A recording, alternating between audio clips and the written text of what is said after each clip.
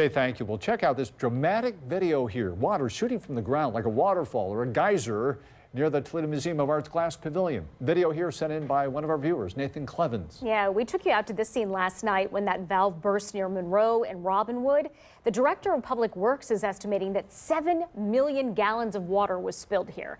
While no homes lost their water, he also says it could have been much worse. 13 Action News reporter Alexis Means live with the story and the fix going forward. She's standing by. Alexis? Well, they suspect an aging water main caused the break. The break could have crippled the county. After looking further down and seeing where it was all coming from, it was shooting up to about 3 levels high. Toledo and Jermaine Richard couldn't believe what he saw near the Glass Pavilion.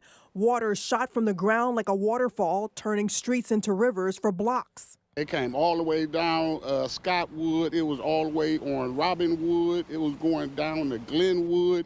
It looked like you can go out there and go swimming right now, down the whole block of Robinwood. Toledo's director of Public Works says repairs are underway and Western Lucas County dodged a major issue.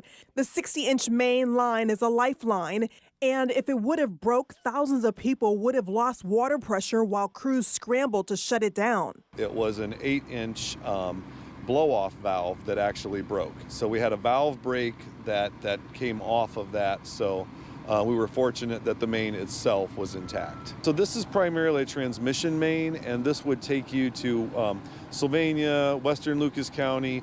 This is a feed for that. Now, this isn't the only feed. You know, we maintain pressure, we maintain flow, but, you know, this is a primary feed, so this is one we have to watch carefully. The director says repairs should be done in 2 to 3 days. The city studied this main 8 years ago and determined it did not need repairs then. But what about now? We're going to do a study on, you know, what it needs, what it would take to replace it, and at least get that kicked off so that, you know, in the future, as we decide the time is right and the dollars are there, we'll be able to do the work. And the city deals with 400 water main breaks a year, but officials say they've never seen anything like this, and they hope they never do again. Sasham, back to you.